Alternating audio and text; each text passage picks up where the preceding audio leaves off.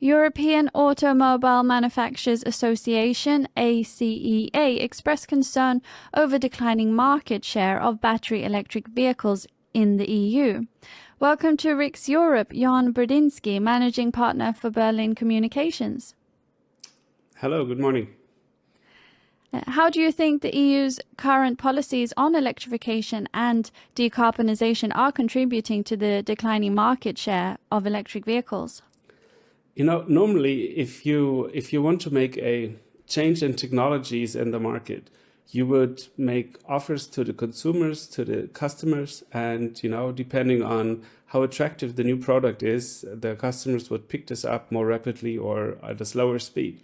But this is not what the European Union has done. Instead, they have, in the European Parliament and with the help of the member states of the European Union, they have basically made the technology choices for their citizens. And what we're seeing at the moment is that unfortunately the citizens are not having the same thoughts as the politicians, as the legislators, and are simply refusing to buy these new super vehicles that EU legislators have come up with. And don't get me wrong, I love electromobility, electric vehicles, be them powered by batteries or by hydrogen. They are a lot of fun to drive, but they are not for everyone. And this is something that policymakers have left out. And the ACEA is calling for urgent relief measures before 2025 and accelerating CO2 regulation reviews.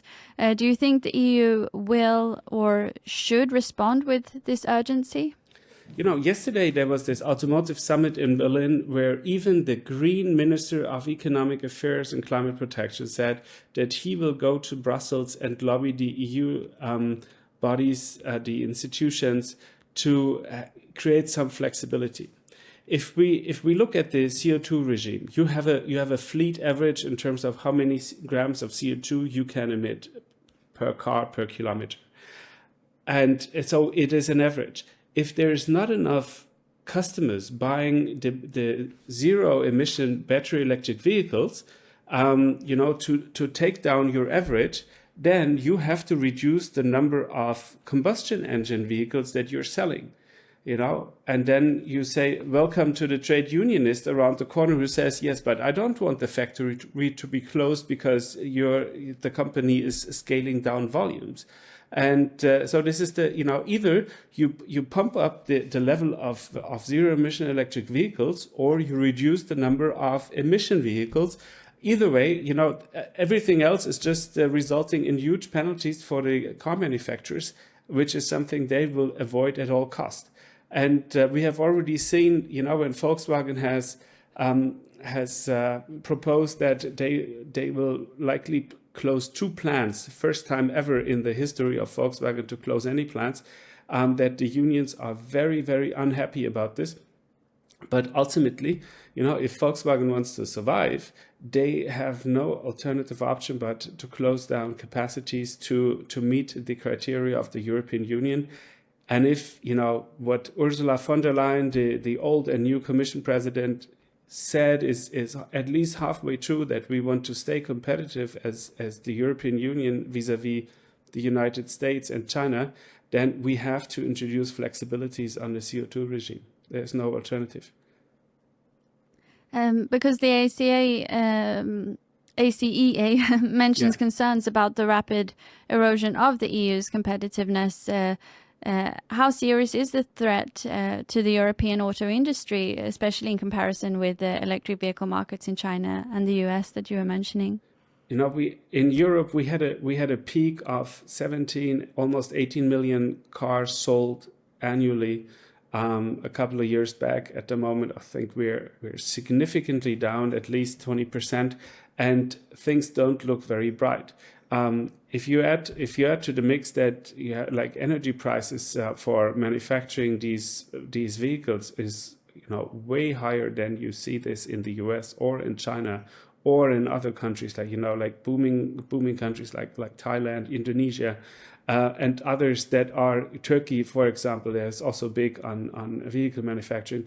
then you see it is very hard to argue for the management of the manufacturers to still produce in Europe. And the entire job market of jobs in the automotive sector, with manufacturers, with suppliers, with dealers, etc. These are 13 million jobs. Imagine there's a cut of a third of these, then in the next parliament, in the next European Parliament, you don't have to worry so much about, a slight surge of the right. Then you will have a massive surge of the right. And this is something that I'm sure Ursula von der Leyen, as well as the Social Democrats and the Liberals, certainly don't want to engage in. And therefore, it wouldn't make sense to now look at the regime, have a review, see what did not work well, and make the necessary adjustments and introduce flexibilities. There's a consensus. Everyone wants to go, to be, to green and to zero emission. But the question is, how do you get there? And the legislators have chosen one way. It has to be battery electric. And the customers have said, well, this is not what we have in mind. And maybe, revising this mechanism and have a more open process into what technologies should be applied would make sense, where it's less about ideology, it's more about solutions. And I'm sure also the political left can move in this way, because otherwise there's going to be a lot of jobs lost. And this is certainly not in their interest. And given the consumers' confidence and acceptance of electric vehicles remain a challenge, what policies could be most effective in effectively boosting adoption of this in the short term? This is why are electric vehicles not so sought after? They are expensive. And this is not going to change, because we're still in the ramp up, and price will only go down when scale effects really take place. One of the major obstacles is still the amount of infrastructure for charging that is not being deployed. There's NGOs and the commissioner saying we don't need so many charging stations. Well, but this is if the customers out there believe they need the charging stations, it's just I've driven electric vehicles, and I know there are where I live, I have within 500 meters of walking, I have 6 stations. But there's 5,000 people living within these 500 meters. And they, if they also get into, electromobility, who's going to charge my car? And if I have a car that I cannot charge, then this car is useless for me. And, this is something where European legislators have to open up.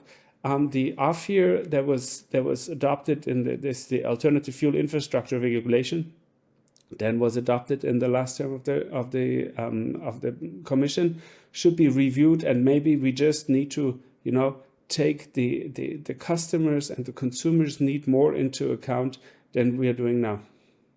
Thank you, Jan Burdinski, Managing Partner for Berlin Communications. Thanks for having me.